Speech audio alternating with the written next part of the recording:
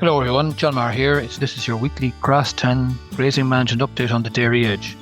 Well, it has been a recent week for grass growth as it averaged 32 kilograms of dry matter per hectare per day, which is, a bit above average. But I suppose on the bigger picture, grass supply has started to decrease now. And farm cover has dropped a nice bit down to 750 kilograms of dry matter per hectare as we approach the 1st of November, or 270 per livestock unit.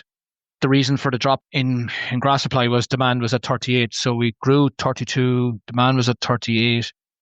Basically then demand outgunned the growth rate. And so grass supply is declining a bit faster now, which is not unusual, but I suppose we need to just control that level of decline. The diet of the dairy cow this week was about 12.5 kilos of grass, 4 kilos of meal, 2.5 kilos of silage, with the pre-grazing yield averaging about 800, which is not bad. But anyway, I suppose in the week ahead, we have some challenging conditions now. Grass growth is predicted to be about 30 kilos per hectare on the western half of the country, a little bit higher on the eastern side.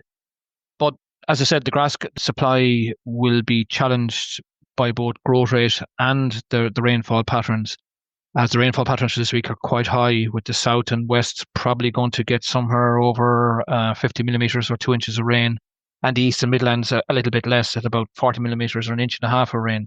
So this is going to make grazing a bbit more challenging in the week ahead, and we're also trying to close up the farm at the same time.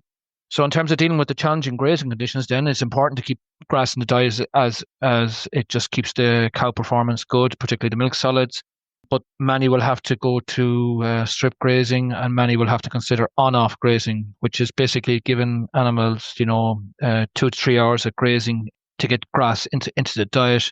It's very, very important that the animals have an appetite when they go to eat grass. If they're full of silage and the weather is poor, their attitude, I suppose, or they will struggle to keep grazing for you. So it is much easier graze when they have an appetite on them or have an edge on them.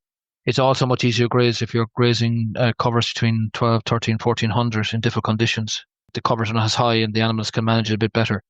So really, flexibility is the key here. It's essential to use kind of, multiple access points, come in one side, out on another side. It's kind of heads up grazing, where we're going to graze, how we're going to make best use of the paddock structures are there, where we're going to do the least amount of damage, maybe incorporate some spur roadways. It's going to be challenging, but there are tools and tricks of trade that can be used to make life that bit easier and keep grass in the diet. We're also closing up now as we're approaching the 1st of November, and for many that'll have to have 6% of the farm closed. If you're January calving, higher stocking rate, big demand on farm in terms of calving rate, well then you're going to have closer to 75% of the farm closed by early November. For many then, about 40% of the farms this week on pasture base have a cover less than 700, which is, dangerously close to flooring out the farm cover. So, the level of decline here now has to be very much controlled. We'll talk about our feature farmer in a minute, but for many farms, they will need an average farm cover of 700 on the 1st of December. And if you're already less than that at the moment, then you have to be very, very careful here. The main tool availability is to reduce the demand so that we don't floor out the farm cover. The simplest way of doing that is to house by night to help to control the grass allocations, and it'll also maybe get around some of the poaching challenges and keep the grass supply targets on track, which is important now. So those are then, to have for many will be 750, 800 on the 1st of December, where, stocking rate is high in the spring, calving rate is high, calving days in January. So keep that in mind as we graze in the next few days. I suppose then to turn to our feature father, John Payne. John's cover dropped from about 900 into the 700. He grew 31. He's now changed his demand down to 23. The cover for livestock units is about 260. The grass in the diet is about 8 kilos, and 8 kilos of silage and 3 kilos of meal.